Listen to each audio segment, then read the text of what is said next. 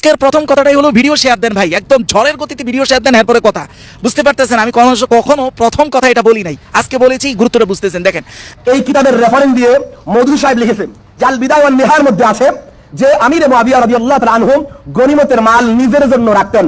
এই আল বিদায়া ওয়ান নিহায়া থেকে এই কথা কোন মওদুদীর সন্তান তার অনুসারী প্রমাণ করতে পারে? আমি লুৎফুর রহমান ফরাজি জুতার মালা গলায় দিয়ে পুরো ঢাকা শহর ঘুরতে রাজি আছি, কিন্তু আল বিদায়া ওয়ান নিহায়ার কোথাও এমন কথা নেই। আল বিদায়া ওয়ান নিহায়া নাম ইবনে কাসিরের নামে এমন জঘন্য মিথ্যা যে মওদুদী লিখেছেন এবং তার অনুসারীরা এই বইকে পাঠ্য বানিয়ে লুৎফুর রহমান ফরাইজি জুতার মালা দেওয়ার কথা বলেছে। এখন অপেক্ষা হলো তিনি জুতার মালা দেন কিনা, আপনারা সেটা দেখেন, এটা ওনার মুখের ভাষা। দেখেন এই কথাটা ওই যে বিভিন্ন ছাপা অনুযায়ী পৃষ্ঠা নাম্বার পরিবর্তন হয়ে যায়, সে এমন কনফিডেন্সলি বলেছে মনে হয় যে সে পুরা আল বিদায়া ওয়ান নিহায়া খুঁটে খুঁটে পড়েছে, অথচ বাস্তবতা মোটেও তা নয়। এটা আল মাকতাবাতুল ইসলামিয়া, আমি যেখান থেকে বের করছি আল মাকতাবাতুল ইসলামিয়ার ছাপা অনুযায়ী এটা চলে গেছে 11 নম্বর খণ্ডের 449 নং পৃষ্ঠায়। স্পষ্ট ইমাম ইবনে কাসির যিনি বলেছেন যে হযরতে মুআবিয়া রাদিয়াল্লাহু তাআলা আনহু ওই মুআমালাতে অর্ধেক তিনি ভিকটিমকে দিতেন আর অর্ধেক তিনি নিজে রাখতেন, একদম স্পষ্ট ইবারত। ওয়া আখাযা নিসফ লিনাফসিহি, তিনি যদি জুতার মালা না পরেন এটা যেন জাতি হিসাবে, আমি একজন কওমি সন্তান হিসাবে সবাই জুতা মালা পরার নামান্তর হবে, আর যদি তিনি একা পরেন তাহলে আমরা এই দায় থেকে মুক্ত হব। তারপরে একই রাওয়ায়াত নিয়ে বাকি যে অভিযোগগুলো সেগুলোর উত্তর শুনেন। শানে সাহাবা কনফারেন্সে যে লুৎফুর রহমান ফরাইজি সহ আরো আমাদের যে ভাইরা সাহাবীদের শান বাড়ানোর উপলক্ষে আরেকজনের ব্যাপারে মিথ্যা অপবাদের ফুল ঝুড়ি ছেড়েছে ঝর্ণার মতো, সেই বিষয়ের প্রথম রহস্য উদ্ঘাটন হবে আজকে ইনশাআল্লাহ। কওমের বড় ভাইদের যত কঠিন চ্যালেঞ্জই শুনি না কেন, যদি আরেকজনের বিরুদ্ধে হয় এটা বুঝতে পারি, যেহেতু আপাতমস্তক আমি নিজে কওমি সন্তান, এদের প্রতিটা দূষিত রক্ত কণিকা সম্পর্কে কিন্তু আমার জানা আছে। আমি ক্লিয়ারলি আগে থেকে বুঝে ফেলি যে এখানে কোনো না কোনো গাবলা আছে, হয়তো আমার এখন এটা জানা নাই, কিন্তু রিসার্চ করলে ঠিকই বের হয়ে আসবে। ঠিক লুৎফুর রহমান ফরাইজি সাহেবের গাবলা আমার বড় ভাইয়ের একইভাবে পাইলাম। প্রথমত তিনি বলেছেন যে সৈয়দ আবুল আলা মওদুদী রাহিমাহুল্লাহ খেলাফত ও রাজতন্ত্র, যেটা উর্দুতে হয় খেলাফত ও মুলকিয়াত, এই কিতাবে ইমাম ইবনে কাসিরের উদ্ধৃতি দিয়ে যে কথাটা বলেছেন, এইটা যদি ইমাম ইবনে কাসির বলেই থাকেন তাহলে উনি গলায় জুতার মালা দিবেন। দেখেন কতটা ডিগবাজিপূর্ণ মানুষের, আল্লাহু আকবার আল্লাহু আকবার। কেন আমরা এখন বুঝতে পারি কেন আমাদের উপর মাথার উপর রুয়াই বিদদের শাসন যায় না, কারণ রুয়াই বিদদের উচ্ছিষ্ট খেয়ে যারা ইসলামী শাসন কায়েম করবে এরা তো রুয়াই বিদদের উচ্ছিষ্ট খাওয়া মানুষ, এদের দ্বারা রুয়াই বিদদের শাসন আমল শেষ হয়ে ইসলামী শাসন আসবে, এটা কল্পনা করা যায়? প্রথমে আসেন সৈয়দ আবুল আলা মওদুদী রাহিমাহুল্লাহ আসলে কি বলেছে, এটা উর্দু কিতাব থেকে আমরা দেখি। হ্যাঁ, খেলাফত ও মুলকিয়াতের উর্দু ভার্সন হিসাবে 174 নম্বর পৃষ্ঠা দেখেন। হাফেজ ইবনে কাসির कहते हैं, যে হাফেজ ইবনে কাসির বলেন যে दियत के मुआमला में हजरत मुआविया रदियल्लाहु ताला अन्हु ने सुन्नत को बदल दिया। মওদুদী সাহেব বলতে চাচ্ছেন আর কি যে ইমাম ইবনে কাসির নাকি বলেছেন যে হযরত মুআবিয়া রাদিয়াল্লাহু তাআলা আনহু দিয়ত মানে রক্তপণের যে বিচার ব্যবস্থা, এটার ক্ষেত্রে রাসূল থেকে যে সুন্নত প্রমাণিত এবং চলে আসছিল এটাকে পরিবর্তন করে দিয়েছেন। এবার সৈয়দ আবুল আলা মওদুদী বলতেছেন সুন্নত ইয়ে ঠিক है মুআহিদ के दियत मुसलमान के बराबर होगी। বিষয়টা আগে বাংলায় আমার থেকে বুঝেন। বিষয়টা হলো যারা এই বিষয় জানেনই না একদম তাদের জন্য বলছি, যদি কোনো মুসলমানের অন্যায়ভাবে রক্তপাত ঘটায়, অর্থাৎ তাকে যদি দুনিয়া থেকে বিদায় করে দেয়, একটা তো হলো কিসাস, কিন্তু আরো কিছু নিয়ম আছে, নিচের কিছু ধাপ আছে। যদি সেই হত্যাটা ইচ্ছাকৃত না হয়, এরকম অনেকগুলো কারণ আছে যে কারণে আপনার দিয়াত দিতে পারে, মানে রক্তপণ দিতে পারে, অথবা কিসাসটা মাফ করে দিয়েছেন হত্যা যিনি হয়েছেন মাকতুল তার পরিবার, তখন এই রক্তপণ দিয়াত এটার ব্যাপারটা আসে।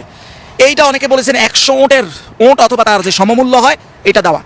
তো এইটা রাসূলুল্লাহর জামানা থেকে মুআহিদ মানে যে ব্যক্তি মুসলমান না কিন্তু সে মুসলমানদের সাথে চুক্তিভিত্তিক মুসলমানদের রাষ্ট্রে থাকে, সেটাকে বলা হয় জিম্মি, অর্থাৎ সে চুক্তিভিত্তিক থাকে, তার নিরাপত্তা দেওয়ার দায়িত্ব হলো মুসলমানদের, মানে কাফের কিন্তু সে চুক্তিভিত্তিক, সে ট্যাক্স দিয়ে থাকে। এমন কোন কাফেরকে যদি হত্যা করে ফেলে তাহলে তার ক্ষেত্রে রক্তপণ কি হবে, কি মুসলমানের মতোই হবে না তার অর্ধেক হবে, এটা হলো বিষয়। রাসূলের জামানা থেকে এটা সমপরিমাণই ছিল, কিন্তু হযরতে মুআবিয়া রাদিয়াল্লাহু তাআলা আনহুর আয়েশা উনি এটাকে অর্ধেক করে দিয়েছেন। এইটা ইমাম ইবনে কাসির বলেছেন এটা সুন্নতকে পরিবর্তন করেছে এবং তিনি এক পর্যায়ে এটাকে বেদাত বলেছেন। এবার আসেন আসল সত্যটা উদ্ঘাটন করি। এই সৈয়দ আবুল আলা মওদুদী রাহিমাহুল্লাহ নিজে এই একই পৃষ্ঠার 26 নম্বর টিকা, অনেক কিতাবে এটা 26 নম্বর টিকা, কিন্তু আমি যেই নুসখা থেকে বলতেছি ওখানে 2 নম্বর টিকা। সৈয়দ আবুল আলা মওদুদী রাহিমাহুল্লাহ স্পষ্ট বলতেছে যে আল বিদায়া ওয়ান নিহায়ার যে 8 নম্বর খণ্ডের 139 নং পৃষ্ঠার বর্ণনাটা আমি যে বললাম ইমাম ইবনে কাসির বলেছে, আসলে ইমাম ইবনে কাসিরের মূল বক্তব্যটা হলো এইটা যে কানা মুআবিয়া আউয়ালু মান কাসসারাহা ইলা নিসফ ওয়া আখাযা নিস লিনাফসিহি। এটা বলে মওদুদ রাহিমাহুল্লাহ বলতেছেন হযরতে মুআবিয়া হলেন প্রথম ব্যক্তি যিনি এটাকে অর্ধেক করে দিয়েছেন, মানে অর্ধেক কাফের পাবে আর অর্ধেক তিনি নিজে নিতেন। তিনি ইমাম ইবনে কাসিরের রেফারেন্সে বলেছেন। এবার তিনি এই একই পৃষ্ঠার টিকায় যায় বলতেছেন, কোন কোন কিতাবে এটা 26 নম্বর টিকা হিসেবে আছে, কিন্তু আমি যে নুসখা থেকে বলতেছি সেখানে 2 নম্বর টিকা হিসেবে বলছে। উনি বলতেছেন আল বিদায়া ওয়ান নিহায়ার 8 নম্বর খণ্ডের 139 নম্বর পৃষ্ঠায় মূলত ইবনে কাসিরের মূল ভাষাটা যেটা, এটা আবার তিনি টিকায় বলতেছেন এইভাবে যে ওয়াকানা মুআবিয়া আউয়ালু মান কাসসারাহা ইলা নিসব ওয়া আখাযা নিস লিনাফসিহি। যে ইমাম ইবনে কাসিরের মানে মুখের ভাষাটা বা লেখার ভাষাটা হলো এটা যে হযরতে মুআবিয়া হলেন প্রথম ব্যক্তি যিনি এই রক্তপণের টাকাটা অর্ধেক করে দিলেন, অর্ধেক ভিকটিমকে দিতেন আর অর্ধেক তিনি নিজে নিতেন। এটা সর্বপ্রথম এই কাজটা করেছেন হযরতে মুআবিয়া রাদিয়াল্লাহু তাআলা আনহু। তাইলে এবার দেখেন প্রথম যে সাইয়্যিদ আবুল মওদুদ রাহিমাহুল্লাহ বললেন যে হাফেজ ইবনে কাসির বলেছেন রাসূলের সুন্নতকে পরিবর্তন করে দিয়েছেন। এই যে কথাটা, এই কথাটা আর হলো টিকার কথাটা, দুইটা মিলাইলে যেটা দাঁড়ায়, হাফেজ ইবনে কাসিরের পুরো বক্তব্যটা পড়লে সারমর্ম এটা দাঁড়ায়। সাইয়্যিদ আবুল মওদুদ রাহিমাহুল্লাহ সারমর্ম হিসেবে কথাটা এইভাবে উল্লেখ করেছেন যে সুন্নতকে পরিবর্তন করে দিয়েছেন। আসলেই যে আল বিদায়া ওয়ান নিহায়া হাফেজ ইবনে কাসিরের পুরো বর্ণনাটা পড়লে সারমর্ম এটাই দাঁড়ায়। আর এটা যে তিনি সারমর্ম বলেছেন এটার সবচেয়ে বড় প্রমাণ তো এটাই যে এটি বলে আবার টিকার মধ্যে বলতেছেন দেখো ইবনে কাসিরের ভাষাটা কিন্তু আমি যেটা বলছি সেটা না, ইবনে কাসিরের ভাষাটা কি সেটা উল্লেখ করে দিতেছি। তাহলে আপনি যেটা বলছেন এটা কি? এটা হলো সারমর্ম, মানে আমি তার কথাটা পড়ে সারমর্মটা এটাই বুঝছি। এখন তাহলে কথা থাকে যে হাফেজ ইবনে কাসিরের কথার সারমর্ম এটা, আসলে কি সারমর্ম এটা? তাহলে আসেন এবার হাফেজ ইবনে কাসিরের সরাসরি কিতাব থেকে পুরা রিওয়ায়াতটা পড়ি, তাহলে দেখি সারমর্ম কি দাঁড়ায়। আসেন ইবনে কাসির 8 নম্বর খণ্ড 139 নং পৃষ্ঠায় ইমাম ইবনে কাসির ইমাম জুহরির রিওয়ায়াত দিয়ে বরাতে বলতেছেন যে মাদাতিস সুন্নাহ, এই সুন্নাহটা চলে আসতেছিল যে আন্না দিয়াতাল মুআহিদ, চুক্তিভিত্তিক যে কাফের সে যে রক্তপণটা পাবে এটা কাদিয়াতিল মুসলিম, এটা একজন মুসলমানের রক্তপণের বরাবর হবে, কোনো কম বেশি হবে না। ওয়াকানা মুআবিয়া আউয়ালু মান কাসসারাহা ইলা নিসফ ওয়া আখাযা নিসফ, হযরতে মুআবিয়া হলেন প্রথম ব্যক্তি যিনি অর্ধেক দিতেন শুধু ভিকটিমকে। তাহলে প্রথম কথাটা ইবনে কাসির কি বলেন? সুন্নত চলে আসতেছিল। ওই সুন্নত চলে আসা সুন্নতের বিপরীত, এর অর্থ কি ভাই? আপনি একটা নীতি, একটা সুন্নত চলে আসতেছিল, যখন এর বিপরীত আরেকটা রং বা সিস্টেম দাঁড়া করাইছেন, এর অর্থ কি দাঁড়াইলো? সারমর্ম কি দাঁড়াইলো? যে ওই সুন্নতটা কি হয়েছে? পরিবর্তন হয়েছে। ভাই একটা নীতি চলে আসতেছিল, ওই নীতির পরিবর্তে হযরতে মুআবিয়া আরেকটা নীতি বা আরেকটা সিস্টেম দাঁড় করেছেন। তার মানে আগের নীতি আছে না পরিবর্তন হয়েছে? আগের সুন্নত আছে না পরিবর্তন হয়েছে? পরিবর্তন হয়েছে। তো সারমর্ম তো সাইয়্যিদ আবুল মওদুদি 100% সঠিক বলেছেন, 1% ভুল বলেন নাই। এবার কথা হলো সাইয়্যিদ আবুল মওদুদি রাহিমাহুল্লাহ কিন্তু এক পর্যায়ে হযরতে মুআবিয়া রাদিয়াল্লাহু তাআলা আনহুর যে বিচার প্রক্রিয়া যে পরিবর্তন, অর্থাৎ রাসূলের জামানায় যেমন ছিল তার চাইতে যেই জায়গাগুলোতে পরিবর্তন করেছেন টোটালি এটাকে বেদাত বলেছেন, বেদাত। এখন বলেন এটা কি তিনি বেদাত বলতে পারেন কি পারেন না? নাম্বার 1, এটা আমরা একাধিক কিতাব থেকে দলিল দিব। প্রথমত কথা হলো রাসূলের সুন্নতের পরে শুধু আর সুন্নত হয় খোলাফায়ে রাশিদিনের। খোলাফায়ে রাশিদিন যদি এমন কোনো কাজ করে যেটা রাসূলের সুন্নতের বিপরীত না, তাহলে এটা খোলাফায়ে রাশিদিনের সুন্নতের অন্তর্ভুক্ত। যেমন হযরত ওমর রাদিয়াল্লাহু তাআলা 20 রাকাত তারাবির যেই প্রবর্তন করেছেন, রাসূলের জামানায় তারাবির নির্দিষ্ট কোনো সিস্টেমই ছিল না, কিন্তু হযরত ওমর আয়েশা এটাকে একটা নির্দিষ্ট সিস্টেমে আনছেন। তো রাসূলের সিস্টেমের বিরুদ্ধে তো যায় না, তখন তো কোনো সিস্টেমই রাসূল দেন না, এটাকে সিস্টেম ছাড়াই রাখছেন, অর্থাৎ আনলিমিটেড, যে যা পড়তে পারে যেভাবে পড়তে পারে। তাইলে খোলাফায়ে রাশিদিনের মধ্যে একজন হচ্ছে হযরত ওমর। এইটা হযরত ওমরের সুন্নত হিসেবে আমরা কেন গ্রহণ করতে পারি? কারণ এইটা রাসূলের আবার সুন্নতের বিরুদ্ধে যায় নাই। একইভাবে হযরত ওসমান জুমার দ্বিতীয় আজান শুরু করেছিলেন, তো রাসূলের জামানার যে আজানটা ছিল ওটা কি উনি বাদ দিয়েছেন? না, বাদ দেন নাই, জাস্ট একটা বাড়াইছেন। এটাও রাসূলের জামানার কোনো সুন্নতের বিরুদ্ধে যায় নাই, জাস্ট একটা নতুন সুন্নত। খোলাফায়ে রাশিদিনের সুন্নত ও সুন্নত যেটা রাসূল স্পষ্ট হাদিসে বলেছেন, আলাইকুম বিসুন্নতি ওয়া সুন্নাতিল খুলাফাইর রাশিদিন, যে আমার সুন্নতের পর খোলাফায়ে রাশিদিনের সুন্নত তোমরা গ্রহণ করবে। কিন্তু খোলাফায়ে রাশিদিন ছাড়া অন্য যে কোনো সাহাবী যদি নতুন কোনো কিছু প্রবর্তন করেন সেটা সুন্নত হিসাবে স্বীকৃত পায় এমন কোন রাসূলের হাদিস নাই। বরং স্বয়ং খোলাফায়ে রাশিদিনের সুন্নতটাও যদি আবার রাসূলের সুন্নতের বিরুদ্ধে চলে যায় তাহলে সেটা অগ্রহণযোগ্য। যেমন আমি রেফারেন্স দিই আল আহদাস আল কুবরা, দেখেন 4 নম্বর খণ্ড 276 নং পৃষ্ঠায় স্পষ্ট বলা হয়েছে যে সুন্নাতুল খুলাফা আর রাশিদিন উমিয়া বিহা, যে খোলাফায়ে রাশিদিন যদি কোনো সুন্নতের প্রবর্তন করেন সেটার ব্যাপারে সেটা মানার জন্য আমাদেরকে আদেশ দেওয়া হয়েছে। লিআন্নাহা তাকুনু আদাতান মুতাবিকাতান আউয়ালান লিসুন্নাতির রাসূল।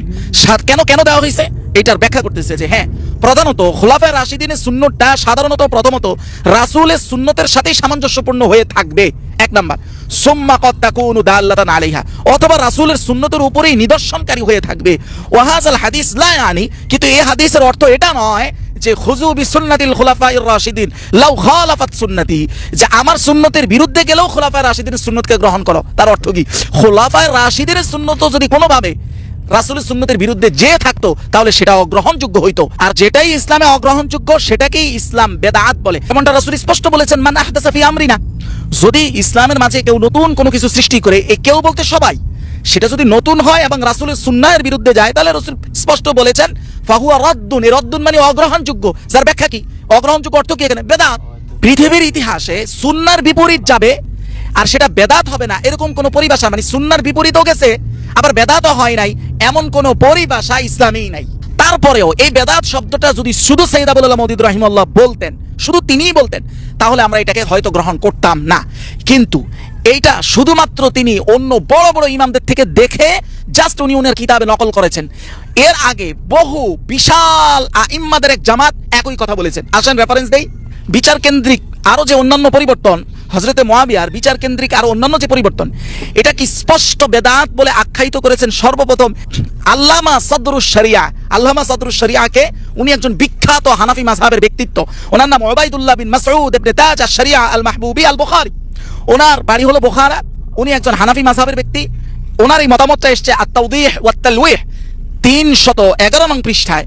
তিনি আবার এটা দলিল দিতেছেন ওই কিতাবে। দেখেন কি বলে, যাকারা ফিল মাবসুত আন্নাল কদা বিশাহিদিন ওয়া ইয়ামিন বিদআহ। হযরত মুআবিয়া আরেকটা ব্যাপার, মানে আরেকটা বিচার কার্য পরিবর্তন করেছিলেন, সেটা হলো রাসূলুল্লাহর হাদিস থেকে এটা স্পষ্ট, যেই ব্যক্তি যিনি সাক্ষী আনতে পারবেন তার জন্য কসম করার কোনো নিয়ম নেই। কিন্তু হযরত মুআবিয়া সাক্ষী এবং কসম দুইটাকে একসাথে বিচার কার্যে গ্রহণ করেছেন। আর সদরুশ শরিয়া এত বড় একজন আলেম, তিনি আবার মাবসুতের উদাহরণ দিয়ে বলছেন। মাবসুত আবার কোন কিতাব? যেটা হানাফি মাযহাবের একদম মূল মানদণ্ড, মানে হানাফি মাযহাবটা যে কয়েকটা কিতাবের উপর নির্ভরশীল, যে 6টা কিতাবের, এর মধ্যে একটা হলো মাবসুত। সদরুশ শরিয়া স্পষ্ট বলতেছেন যে এটা মাবসুতের মধ্যে আছে। হযরতে মুআবিয়া যেই নতুন সিস্টেমটা করেছেন, এবং তিনি বলেন আউয়ালু মান কাদা বিহি মুআবিয়া, এই সিস্টেমে সর্বপ্রথম বিচার কার্য করেছেন মুআবিয়া, আর সেটা বেদাত। এটা সর্বপ্রথম বলেছেন সদরুশ শরিয়া। আবার তিনি হানাফি মাযহাব ভিত্তি করে যেই কিতাব, ওই কিতাবে দলিলও দিয়েছেন। আর আমি যেটাতে রেফারেন্স দিচ্ছি এটা হলো আত-তাওদীহ ওয়া তালওয়ীহ 311 নং পৃষ্ঠা। তাহলে হানাফিদের এত বড় ব্যক্তিত্ব যদি এই কথা বলতে পারে, এই বলার পরে আমি একজন হানাফি, আমাদের এই অন্ধ হানাফিদের কাছে তিনি কোনো সাহাবী বিদ্বেষী হন না। আর সেই কথাটা শুধু সাইয়্যিদ আবুল আলা মওদুদী তার কিতাবে একটু রেফারেন্স আনার কারণে ডাইরেক্ট সাহাবী বিদ্বেষী হয়ে গেছেন। মাশাআল্লাহ। শুধু কি তাই, মুওয়াত্তা ইমাম আহমদ এই কিতাবের বাবুল ইয়ামিন এই অধ্যায় স্পষ্ট এই ব্যাপার আসছে যে যাকারা ইবনু আবি যিব আন ইবনে শিহাব আজ-যুহরি। ইবনু আবি যিব উনি বর্ণনা করেন যে ইবনে শিহাব আজ-যুহরিকে এই কথা জিজ্ঞাসা করা হয়েছে। ক্বালা, তিনি বলেন সাআলতুহু আনিল ইয়ামিন মা আশ-শাহিদ। এই যে হযরত মুআবিয়া নতুন সিস্টেমে একটা বিচার কার্য করলেন, ইয়ামিন মা আশ-শাহিদ, এই ব্যাপারটা নিয়ে যখন আমি জিজ্ঞাসা করছি, ইমাম যুহরি স্পষ্ট বলেছেন ফাকালা বিদআতুন, এটা বেদাত। আউয়ালু মান কাদা বিহি মুআবিয়া, এটা সর্বপ্রথম হযরতে মুআবিয়া রাদিয়াল্লাহু তাআলা আনহুই করেছিলেন। এখন একটা মজার বিষয় হলো কি, মুওয়াত্তা ইমাম আহমদ পড়ার সময়টা কোথায়? যে মুওয়াত্তা ইমাম মালিক আর মুওয়াত্তা ইমাম মুহাম্মদ যেগুলো আছে, এগুলোই তো দাওরা হাদিসে পড়া হয় না। বাংলাদেশে এরকম একটা মাদ্রাসা পাওয়া যাবে না যে এই মুওয়াত্তার 2টা কিতাব যা দাওরা হাদিসে আছে এটা বুখারীর মতো আন্তঃপ্রান্ত ক্লাসে পড়ানো হয়েছে। এটা অসম্ভব, সময়ও পাওয়া যায় না পড়ান। আর মুওয়াত্তা ইমাম আহমদ পড়ার সময়টা এদের কোথায়? তারা বলতেও পারবে না যে ইমাম যুহরির এই মতামত সেখানে আছে। তাহলে ইমাম যুহরির মতো এত বড় হাস্তি যদি হযরতে মুআবিয়া রাদিয়াল্লাহু তাআলা আনহুর এই ঘটনাকে বেদাত বলেন, এই বিচার কার্যের পরিবর্তনকে বেদাত বলেন, আর ওইটা সাইয়্যিদ আবুল আলা মওদুদী তার কিতাবের রেফারেন্স দিলে তিনি হয়ে যান সবচেয়ে বড় সাহাবী বিদ্বেষী। আরো লজ্জাজনক বিষয় হলো কি জানেন, এই ভাইরা শরহে বেকায়ার মতো একটা কিতাবও ভালোভাবে পড়েন না। শরহে বেকায়া কিতাবুদ দাওয়া দেখেন স্পষ্ট এই একই ঘটনার উল্লেখ আছে যে ইনদানা হাযা বিদআহ, যে এই সিদ্ধান্ত আমাদের কাছে বেদাত। আউয়ালু মান কাদা বিহি মুআবিয়া শাহিদ মাআল ইয়ামিন, এই ধরনের বিচার কার্য হানাফিদের কাছেও বেদাত। স্পষ্ট শরহে বেকায়ায় উল্লেখ আছে যে এইটা সর্বপ্রথম করেছিলেন হযরতে মুআবিয়া রাদিয়াল্লাহু তাআলা আনহু। এখন মজার বিষয় হলো কি, ওই যে এক পাগলায়, আমার এক বড় ভাই পাগলা, আবুল কালাম আজাদ বাসার সামনে মূর্খ প্রমাণ করার জন্য মনে হয় তার কলিজা রুহু বের হয়ে যায়, পাশাতে আরেকজন আবার মিটমিটে হাসে। অথচ আমার এই ভাই সে নিজেও জানে না, মানে কওমি মাদ্রাসার মাধ্যমিক ক্লাসের যে কিতাব ওটাও সে ভালোভাবে পড়ে নাই। তার শুরুর দিকের বয়ানগুলো যখন আমরা শুনতাম, ওই সরমনের মতো বাঘের কিচা দিয়ে তার বয়ানের কেরিয়ার শুরু হয়, আর এখন সে সবচেয়ে বড় আলেম হয়ে গেছে। একটা কথার আন্তঃপ্রান্ত জবাব দিয়ে তার টিকার অবস্থা নাই। এই ধরনের অনেক দলিল দিতে আল্লাহর রহমতে আমি সক্ষম, যদি আপনি চ্যালেঞ্জ করেন ইনশাআল্লাহ আমি দিতে সক্ষম। তাহলে এত নির্ভরযোগ্য ইমামদের বিশাল একটা অংশ হযরত মুআবিয়া রাদিয়াল্লাহু তাআলা আনহুর এই ঘটনাকে বেদাত বলে আখ্যা দিয়েছেন, কিন্তু সাহাবী বিদ্বেষী হয়ে গেছেন সাইয়্যিদ আবুল আলা মওদুদী। মানে ব্যাপারটা হলো বইয়ের সাথে ঝগড়া করে ছাত্র পিটানের মতো। আমাদের কওমিতে কিন্তু এটা অ্যাভেলেবেল ঘটনা। বইয়ের লগে মন খারাপ করে, যেহেতু আবাসিক থাকে, মেজাজ সবসময় ঠিক থাকে না, ঝগড়া হয়েছে বইয়ের সাথে, ঝাল উঠাইছে ছাত্রের উপরে, তাহলে এই ঘটনাটা তো চিরাচরিত কওমির ভিতরের সিস্টেমের মতোই হয়ে গেল। এবার আসেন পূর্বের কথায় ফিরে আসি। হাফেজ ইবনে কাসির আল বিদায়া ওয়ান নেহায়াতে যে কথাটা বলেছেন, ওই কথাটার মর্ম অর্থ সাইদ আবুল মওদুদী প্রথমে বলছেন, বলে আবার এটাও টিকার মধ্যে স্পষ্ট করেছেন। ইবনে কাসিরের মূল কথাটা কিন্তু আমি যেটা বলছি সেটা না, সেটা কিন্তু মর্মার্থ। মূল কথাটা হলো এইটা, এবং মর্মার্থ যেটা 100% সঠিক সেটাও আমরা এতক্ষণ দেখলাম। এই নির্লজ্জরা বছরের পর বছর আমাদেরকে এইভাবে ভুল ভাল বিকৃত উপস্থাপনার মাধ্যমে হাজার হাজার ছাত্রর গীবতের দরজা তারা খুলে দিছে। যেই দিন কিয়ামতের দিবস বসবে, আজকে বলে রাখি, সেই দিন আপনারা দেখবেন যে হাজার হাজার কওমি সন্তান তার আকাবিরের ব্যাপারে এইভাবে অভিযোগ করবে যে তারাই আমাদেরকে এই সকল গীবতের মধ্যে, তারাই আমাদেরকে ভুল ইনফরমেশন দিয়ে আমাদেরকে প্রোপাগান্ডার মধ্যে ঢুকাইছে। আজকে যদি আমাদের কোনো শাস্তি নিতে হয়, বুড়াগুলো আগে নিবে।